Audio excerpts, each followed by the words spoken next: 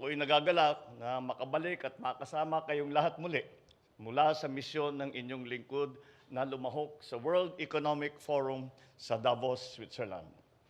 International engagement and outreach with our global partners in government, in business, international and civil organizations, and the academe form an important cornerstone of this administration's security, economic, and people-centered development agenda. I am pleased with the progress we have made during our crucial participation in the World Economic Forum, a truly global multi-stakeholder platform.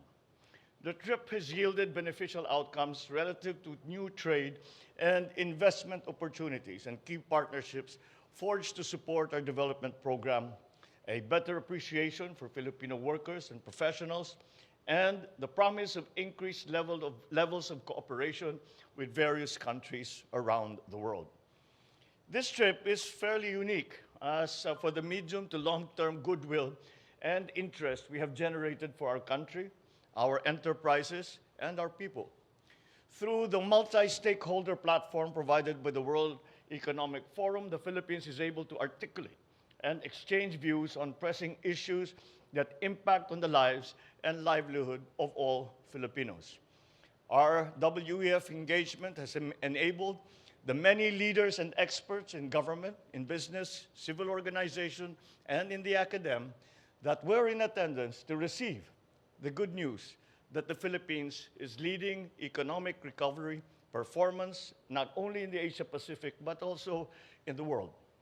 That the Philippines is not only driving economic growth, we are also helping mend the fissures that have fragmented the world of late and doing our part to avert economic crises. We shared our insight and experience in being a resilient, hardworking people, uniting in adversity and looking out for each other in crisis. And for this, I thank you. With the help of the economic team comprised of Finance Secretary Ben Jokno, Trade and Industry Secretary Fred Pascual, NEDA Secretary R.C. Balisacan, joined by Speaker Martin, we took part in a CEO dialogue in the Philippines under the auspices of the World Economic Forum. You will notice, of course, that Secretary Ben Jokno and Secretary R.C. Balisacan are not with us as they had remained to follow up, for follow-up meetings that were not scheduled, but had become scheduled after we had met with the different economic leaders and political leaders in Davos.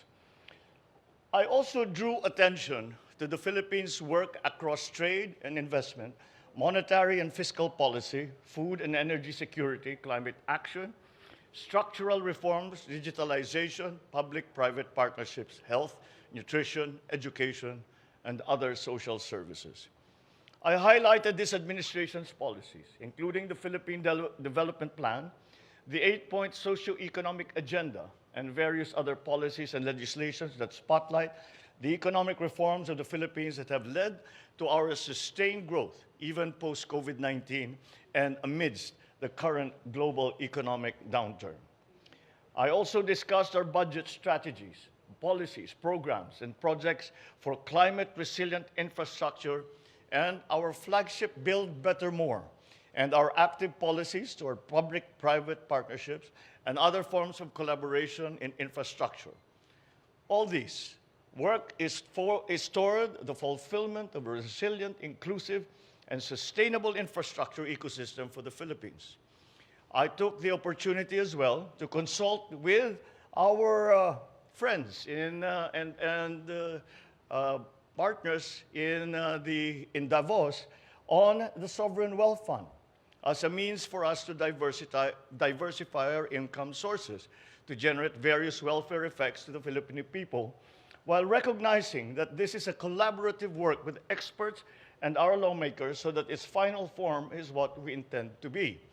And that discussion about the Sovereign Wealth Fund, the Maharlika Fund, was an interactive one, wherein not only did we present our ideas on what the fund should look like, but we asked them, what do you think would be most advantageous for the Philippines so as to allow the potential investments that you are thinking about bringing to the Philippines and how the fund would be best designed to service that investment. I opened the panel session on moving towards nutrition security, where I discussed some of the efforts and goals that we have set to achieve food and nutrition security, and had provided ideas on how the global community can cooperate to expedite and ensure that our efforts remain effective. I further took part in a high-level dialogue on investing in infrastructure for resilience, alongside a few other leaders of countries and international and supranational organizations to discuss our infrastructure flagship and how this can contribute to our goal of a resilient Philippines. I met with the World Economic Forum founder and chairman emeritus, Klaus Schwab, who has become a dear friend of the Philippines, and we discussed partnerships and collaborations to help the Philippines sustain equitable and inclusive growth and provide for a better quality of life for Filipinos. I met with world leaders to discuss how we can further cooperate to ensure that lasting peace and prosperity for all are on the horizon. I had the opportunity to meet and exchange views with a few leaders of countries and organizations, such as WTO Director Ngozi Okonjo-Iweala, World Bank Managing Director for Operations Axel von Trotzenberg, IMF Managing Director Kristalina Georgieva, and former UK Prime Minister Tony Blair, to align and agree to push for common priorities and support for the multilateral trading system to benefit all.